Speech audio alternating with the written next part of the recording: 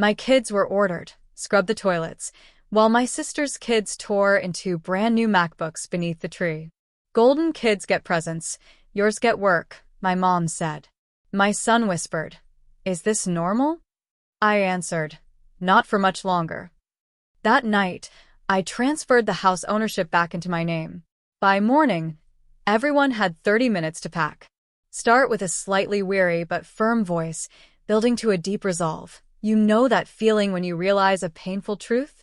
When it hits you cold and hard that the people you love most see your children as second class. My own mother on Christmas Eve looked at my son and said, "Max, you can help me real quick. Bathrooms need a touch-up before dessert. Grab the scrub brushes under the sink." Meanwhile, my sister's twins were unwrapping brand new laptops. I froze. And I thought, what the hell happened next?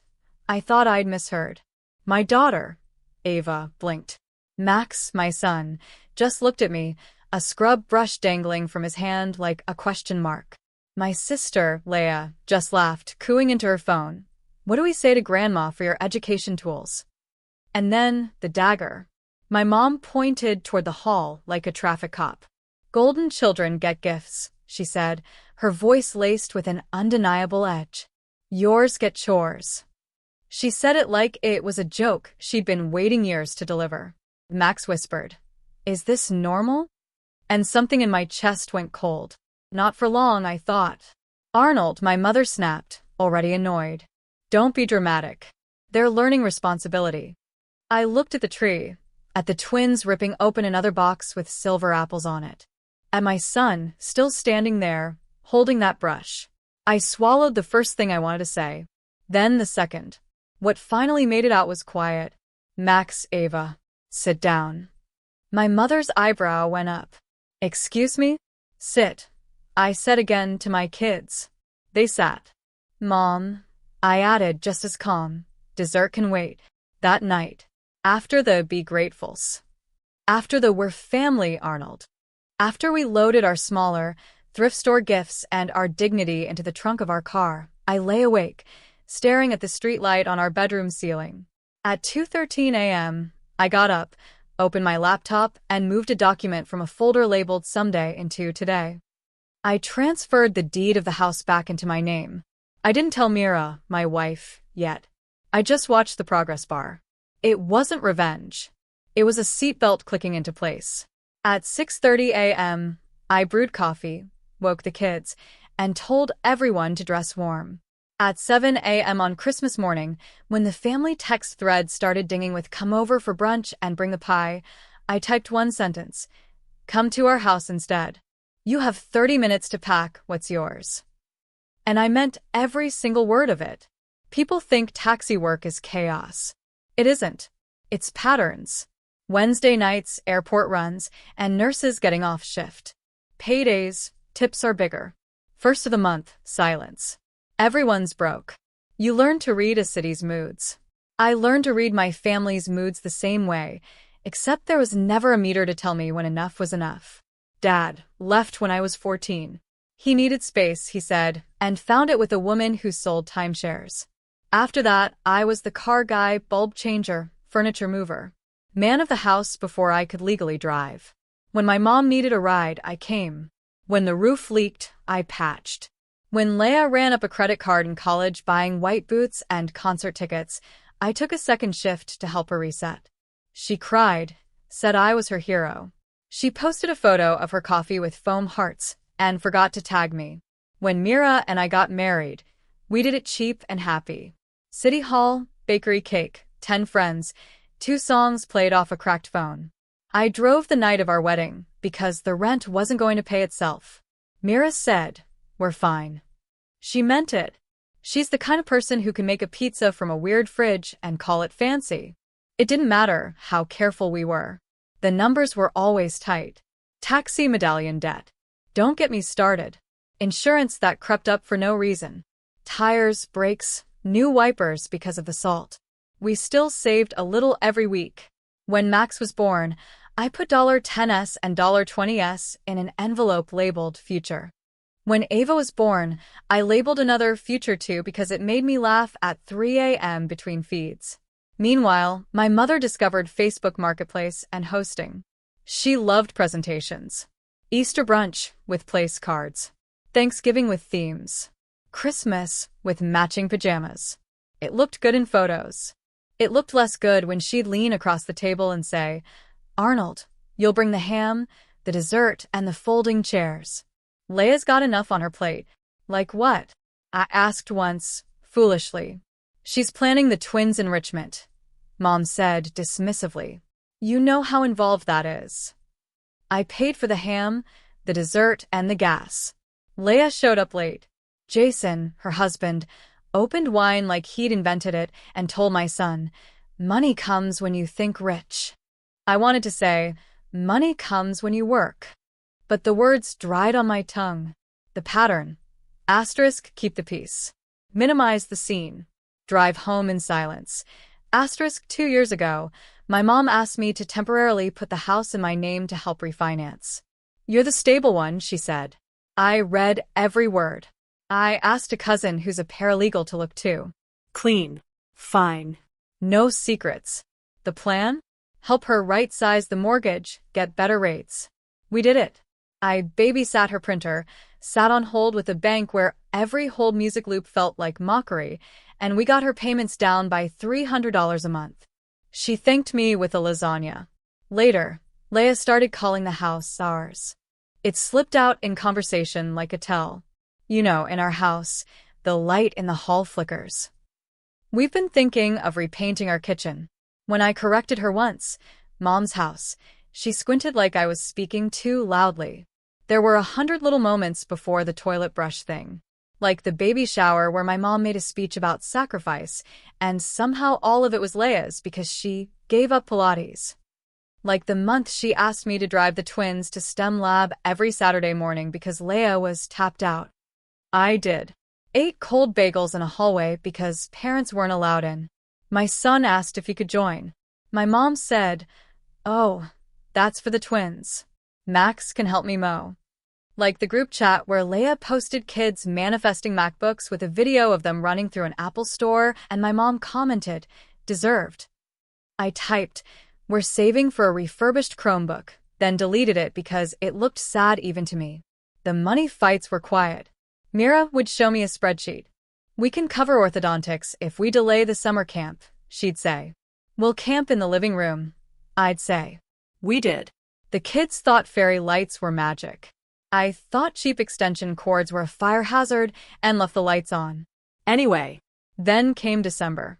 My mom messaged, "Don't bring gifts. We've got the big stuff handled." She added a winking emoji that made my jaw clench. I told Mira, "We'll bring ours anyway." She nodded.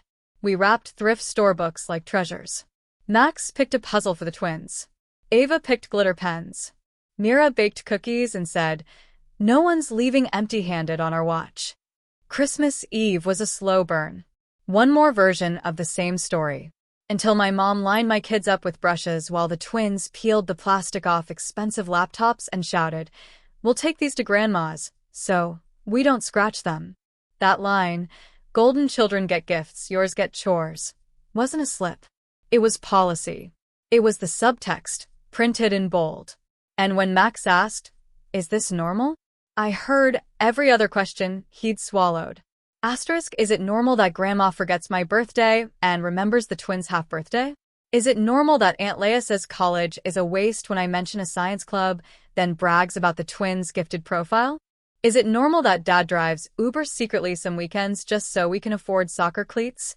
Asterisk, no. I said. Not for long. We left early in the car. No music. The kids stared at the street outside. Mira held my hand and didn't say, "Let it go," this time. At home, I set a timer on my phone and opened everything I'd saved. The refinance. The clause. Leia forgot about the text where my mom wrote, "House is in your name now. Try not to sell it out from under me. LOL." She thought the LOL made it cute. It made it binding. I didn't plan to evict anyone. That wasn't the point. But I needed leverage. I needed something heavier than a toothbrush to set a boundary. I needed the pattern to end. At 2:13 a.m., I did what good sons aren't supposed to do. I protected my family from my family. I didn't invite a fight. I didn't march in shouting. I sent one message to the family thread at 7 a.m. Brunch at our house. 30 minutes to pack what's yours. If it's not yours, don't pack it. My mom replied instantly. What are you talking about? I typed. Papers are signed. House title is in my name again. We're setting new ground rules. If you want to keep using storage in our garage and bedroom closets, you'll sign a simple agreement. If not, please come collect your things. 30 minutes. I attached a PDF. 1 page. Clear terms. No more keys distributed without my consent. No more borrowing my accounts. No more Arnold will pay. If they wanted to host, they could at their own address. Seconds later, my phone buzzed. Leah. LOL. Is this a bit? Jason. You wouldn't. Mom. You are ruining Christmas. Mira looked at me. Are we doing this? We're doing this, I said. By 7:28 a.m., they were on my porch. Leah stepped in first, without knocking, and saw the boxes by the door with masking tape labels. Leah/Jason seasonal decor. Mom. Silverware set, plus Santa plates, miscellaneous craft bins. Wow. Leah said, so petty. Mom pushed past her. Arnold, she said, her voice low and tight.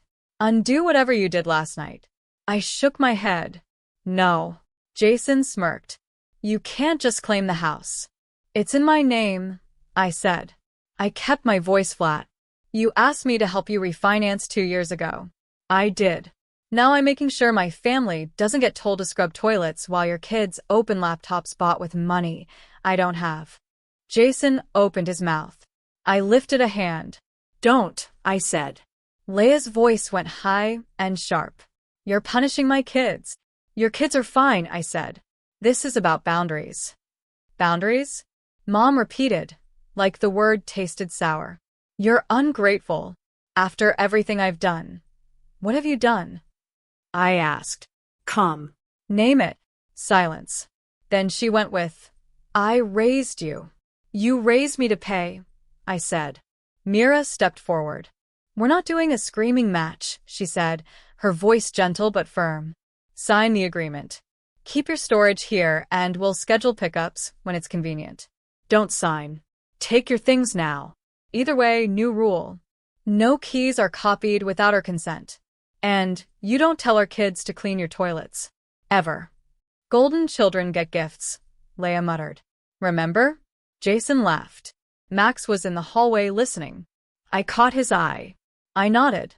My mom grabbed the paper, scanned it like it was a personal insult. This is ridiculous, she said. We're family. We don't do contracts.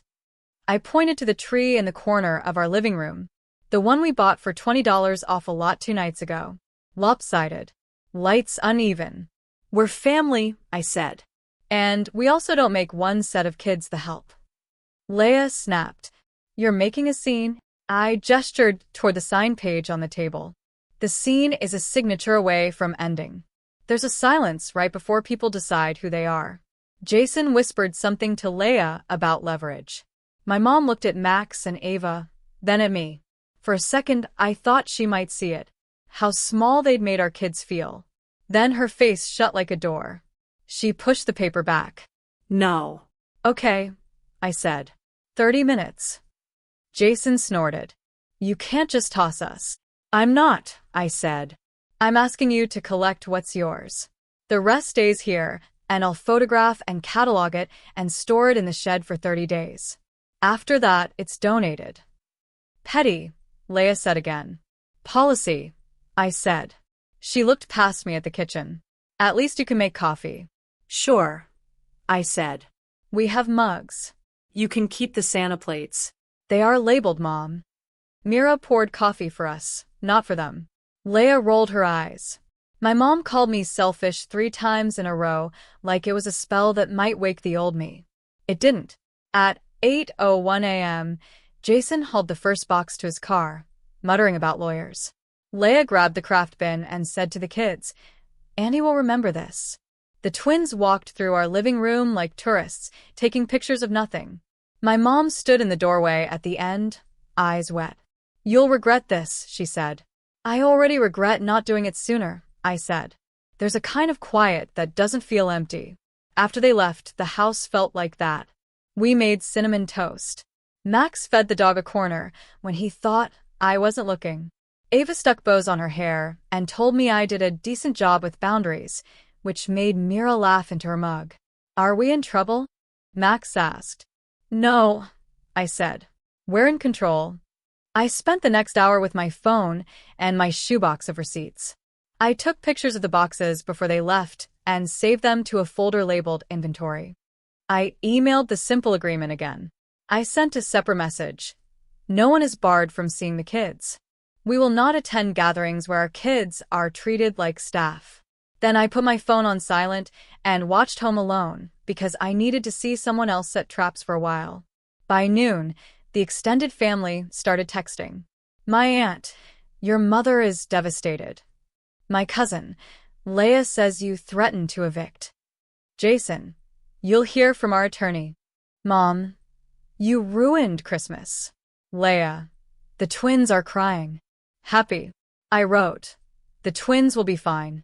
Max and Ava will be better than fine." Then I put the phone face down again. At 2 p.m., the family group chat lit up with screenshots. Leia had posted on Facebook about toxic relatives who weaponized paperwork. My mom had commented, "Some people forget who fed them." Jason posted, "Contracts are for corporations, not kin." Mira took my phone. "No replying," she said. "Not today." We went for a walk. The air was sharp and the sidewalks were noisy with salt. Max asked real questions. "What happens if Grandma doesn't sign?" "Then her stuff stays in the shed for a month and we donate it," I said. "Will she hate us?" Ava asked. "She'll be mad," I said. Hate is a big word. We don't use it. We use boundaries and consequences, which are boring words, but work. "You're not boring," Ava said, which I will remember until I can't remember anything. That night I drove. Christmas night drunks are different. Less mean, more tender. People tip big because they feel like they should. I said, "Merry Christmas," more than I meant it, and listened to a guy cry quietly into his sleeve because his girlfriend's parents called him the wrong kind of smart. At 11:40 p.m., I picked up a woman from a hotel who'd been waiting outside because her sister made a comment that stuck. She told me, "I wish I'd said something." I told her, "There's still time." Between rides, I checked my email. Leia's attorney had sent a message, not a law firm address, a Gmail with a signature that said consultant. He mentioned defamation. I replied with a PDF again, plus a note. "No public statements have been made. We are enforcing property and access rules in a respectful manner. If you have a valid legal claim, address it here." Then I blocked the number. The next morning, my mother came to the house at 8 a.m. She knocked, which felt like a small miracle. I opened the door. She stood on the porch in her robe, hair uncombed, looking smaller than I'm used to seeing her. "Arnold," she said softly, "you made your point." "This isn't a point," I said. "It's a plan." "Let me in," she said. "I can make you coffee," I said. "And we can sit, but it's only talking, no yelling." She looked past me like I was blocking her from a sale. "Fine," she said. She sat at the table. Mira poured coffee in a regular mug, not the world's best mom one. My mother looked at the mug like it was an insult. "I did what I did for the twins," she said after a minute. "They need a head start. So do Max and Ava," I said. "They don't need MacBooks," she said, dismissively. "They needed not to be handed toilet brushes while the twins open them," I replied. She winced. "That was a joke." "It wasn't funny," Mira said. She kept it gentle but steady. "The kids heard it. So did we." My mother took a breath, like she was going underwater. "Fine," she said. "What do you want?" "Respect," I said. "In practice, not in speeches. That means no chore assignments to our kids in your house. No comments that make them small. Fairness with gifts, or skip the gifting entirely and let them all play a board game. And stop using me as an ATM." "Don't be crude," she snapped. "It's accurate," I said. Last year, I paid for your new water heater because you said you were tapped out. 2 weeks later, you helped Leia with a down payment on a car after she totaled hers texting. You told me to be happy for family when I asked about the heater. That's not helping. That's me subsidizing you, so you can subsidize Leia. Her jaw moved. She didn't deny it. She stared at the coffee, then at her hands. I will sign your paper, she said finally, like the word had splinters. But I'm not, she paused, swallowed. I'm not apologizing for wanting the best for the twins. You don't have to apologize to me for loving them, I said. Just don't do it by stepping on mine. She looked at me for a long time. You've changed. I got tired, I said. Tired of explaining my dignity. At the door, she stopped. Your father never. Dad left, I said. Not mean, not loud. He doesn't get to be part of the example. She nodded. For once, she didn't try to get the last word. She went home, and I sent her the DocuSign link again. 90 minutes later, I had her signature. Leia didn't sign. Jason sent 3 more emails about principles and family law. I filed them in a folder labeled Noise and put their stuff in the shed. After 30 days, I donated the craft bins to a community center and the Santa plates to a thrift store. Might be petty, might be policy. Felt like both. Word got around. An uncle called to say, I heard you threw your mother out of her own house. I made a rule. We can eat dinner anytime, I said. At school pickup, a mom I barely knew said, I saw a post. Are you okay? We're good, I said. And it was true. The house felt lighter. Mira slept like she hadn't in months. Max asked if he could try coding on the library's old desktops, and I said, yeah, and we'll save for a used laptop. Ava wrote a list called Family Rules and taped it to the fridge. Rule number 1 was no toilet talk. I took more night shifts not because I had to, but because I wanted to. The meter ticked, the city hummed, and I thought about boundaries like curbs. They keep tires from shredding. They don't make the car prettier. They make it possible to get home. 2 weeks later, my mom texted a photo of the twins doing homework at their kitchen table with a caption, no more screens. I don't know if that was for me or for the internet. I hearted it anyway. We went to Sunday dinner at her place the week after. Mira brought salad. The table had 4 plates and a 5th for me. None for the twins yet. My mom stopped them at the kitchen threshold and said, Hands, Washington. Then, set your own places. She looked at me quickly, like she was checking a mirror. The twins washed their hands. Max and Ava took out Jenga. I breathed. After dessert, my mom pulled me aside. You know, you didn't have to get legal, she said. I did, I said, because words weren't working. She nodded small. I'll try to be fair, Arnold. Try hard, I said. And for the first time in a long time, it didn't feel like a threat or a plea. It felt like a guideline. A week ago, I dropped an airport fare at 5 a.m. and watched planes lift off like disciplined birds. On the drive back, I took the long route by the river. The sky was just turning that bruised color before day. I parked for a minute. Heater on, hands loose on the wheel. I thought about the line Max asked me, is this normal? And the line I gave back, not for long. I didn't mean one day we'll be rich. I meant one day we'll decide what normal is. We did. Normal now is boring. It's great. It's Mira and me at the kitchen table with coffee that isn't stretched, bills paid on time without a sigh of resentment. A calendar that says Max chess and Ava art and Mira's night off. It's Sunday dinner at my mother's where the twins bring a board game and my kids don't bring scrub brushes. It's me driving nights because I like the quiet, not because I'm chasing a hole I can't fill. I didn't burn the bridge. I put guardrails on it. People drive differently when there's a drop-off and no railing. The railing says, I care enough to make this safe. My mom still has moments. She sent a link last night to a gifted camp and asked if Max even likes computers. I typed, he likes fairness. Then I deleted it and wrote, he likes puzzles. Thanks. Small victories count. Leia hasn't forgiven me. That's okay. I didn't do it for forgiveness. I did it because my kids needed to see me put my body between them and a bad pattern. They needed to watch me choose us. This morning, as I was tying my shoes, Max asked, "Dad, do you think we'll get MacBooks one day?" "Maybe," I said. "But first we'll get a good used one that does the job and we'll take care of it. And no one will make you scrub a toilet to earn it." He grinned. "Deal." Ava stuck a sticker on my sleeve. "For luck," she said. It was a little taxi. I drove my first fare to a hospital. She was quiet, eyes puffy like she hadn't slept. Halfway there, she said, "Family?"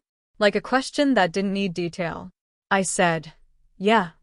She nodded like that was the whole language. At a red light, I thought if my mother tells someone I'm ungrateful, maybe I am. I'm ungrateful for the lesson that love comes with humiliation. I'm ungrateful for the kind of loyalty that makes kids small. I'm grateful for the chance to unlearn it. The house title sits in a folder now, not as a weapon, but as a reminder. I did what I had to do. I didn't do it perfectly. I did it clean. If you need a moral, it's not clever. It's simple. I don't let anyone use my kids to prop up someone else's story. Not strangers. Not family. Not even my mother. And when someone says, "Golden children get gifts, yours get chores," I say, "Not anymore." Then I put the car in drive, check my mirrors, and keep going. Have you ever found yourself in a situation where you had to stand up for your kids, even if it meant confronting your own family? What boundaries have you had to set, and how did it change your relationships? I'd love to hear your experiences in the comments below.